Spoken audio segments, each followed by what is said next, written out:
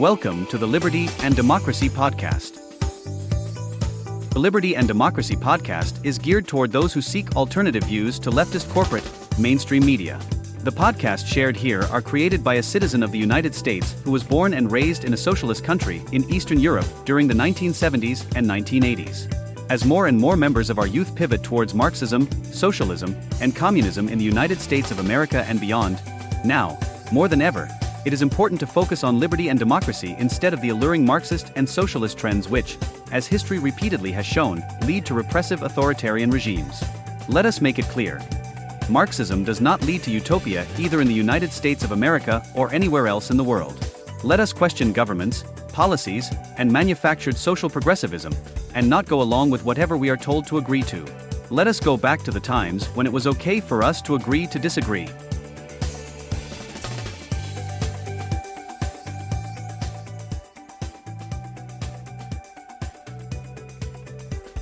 Welcome to the fourth episode of the Liberty and Democracy Podcast.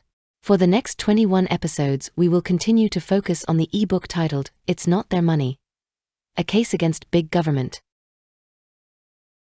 In It's Not Their Money: A Case Against Big Government, we discuss why big government isn't always the best solution.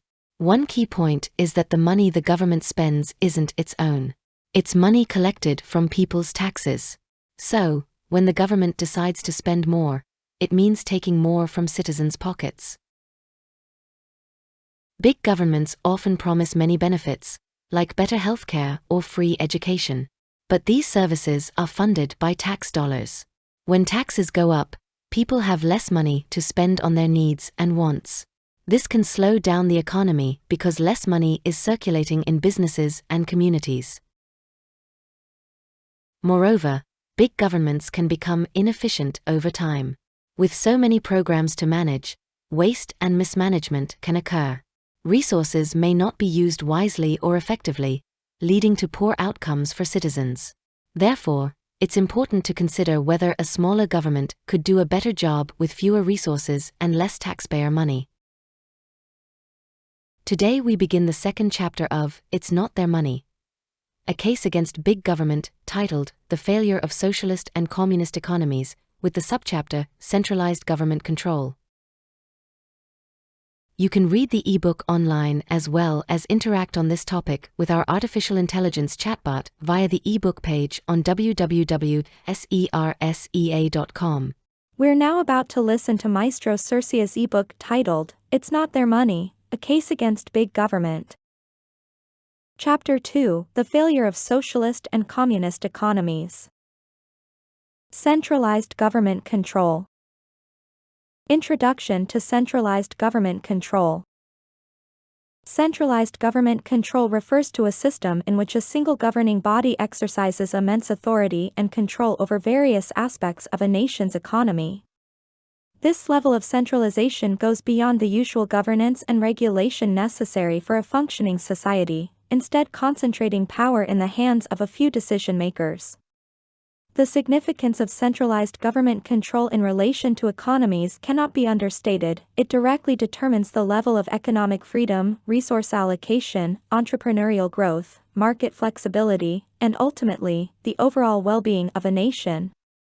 Throughout history, countries such as North Korea, Cuba, and former Soviet Union exemplify the disastrous consequences that accompany a highly centralized government structure.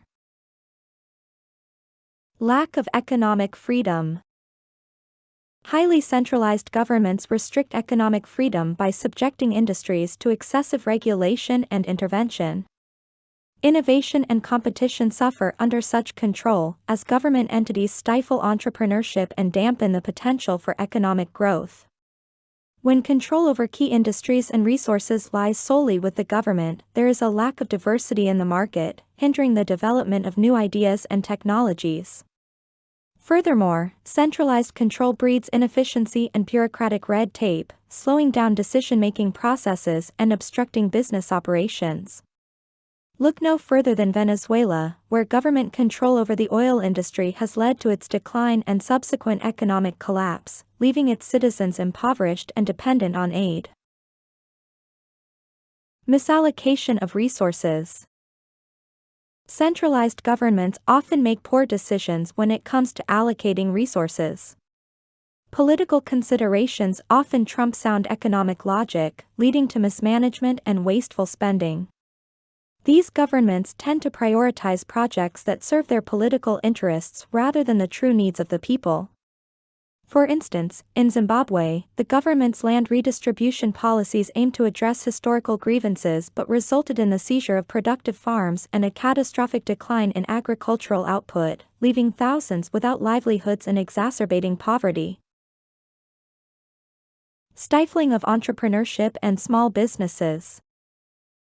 Centralized governments discourage entrepreneurship and hinder small business growth through excessive regulations and high taxes. These burdensome requirements make it increasingly difficult for individuals to start or expand their businesses, stifling innovation and economic dynamism.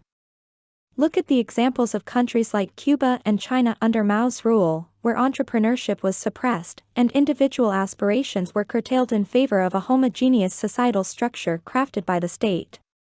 This stifling of entrepreneurial spirit and concentration of economic power in the hands of the few only serve to perpetuate poverty and inequality. Lack of market flexibility. Highly centralized governments limit market flexibility through excessive intervention in pricing, production, and trade. By disrupting market forces, these governments hinder economic adaptation and growth. Take the case of India under the License Raj, where the government regulated almost every aspect of the economy, resulting in stagnation and a lack of innovation. Price controls and inefficient state-owned enterprises prevented the free operation of supply and demand, leading to food shortages, black markets, and overall economic malaise. Corruption and cronyism. Centralized governments often foster corruption and cronyism due to concentrated power in the hands of a few. The lack of checks and balances in these systems enables unfair advantages for certain individuals or groups, leading to the misappropriation of resources and the perpetuation of inequality. In countries like Russia and many African nations, centralized control has engendered widespread corruption and nepotism, hindering economic development and creating a deep sense of injustice among the population. Inequality and poverty. Highly centralized governments can perpetuate inequality and lead to widespread poverty. When economic opportunities are limited under such control, a stark divide emerges between the rich and the poor. Elites often benefit from their proximity to power, entrenching the disparities and blocking upward social mobility. This is evident in countries like North Korea, where a select few live in opulence while the majority of the population faces extreme poverty and deprivation. Centralized control allows economic resources to be concentrated in the hands of the ruling class, perpetuating a cycle of poverty and limiting access to basic necessities for the masses. Lack of economic stability. Centralized governments contribute to economic instability by seizing control over key economic decisions. Such a concentration of power creates volatility and uncertainty, making it difficult for businesses and individuals to plan for the future. Policies can be easily influenced by political motives rather than long-term economic sustainability. In countries like Argentina, centralized control has resulted in frequent economic crises, characterized by hyperinflation, currency devaluation, and widespread unemployment. Conclusion. The negative impact of highly centralized governments on economies cannot be overstated. These systems restrict economic freedom, misallocate resources, stifle entrepreneurship and small businesses, limit market flexibility, foster corruption and cronyism, perpetuate inequality and poverty, and contribute to economic instability. To ensure sustainable economic growth and prosperity, it is imperative to promote economic freedom, allow for entrepreneurial growth, and encourage market flexibility. The free market principles of capitalism and the democratic ideals of individual liberty and property rights must be championed to unleash the full potential of nations and their people. Only with these principles in place can economies flourish, creating opportunities and improving the lives of citizens. Thank you for listening to today's episode of the Liberty and Democracy podcast. We aim to share 2 new episodes each week on Mondays and Thursdays. The podcasts shared here are part of www.libertarian.center, as well as the Liberty and Democracy Facebook group and YouTube channel, which you're invited to visit, subscribe to, and participate in.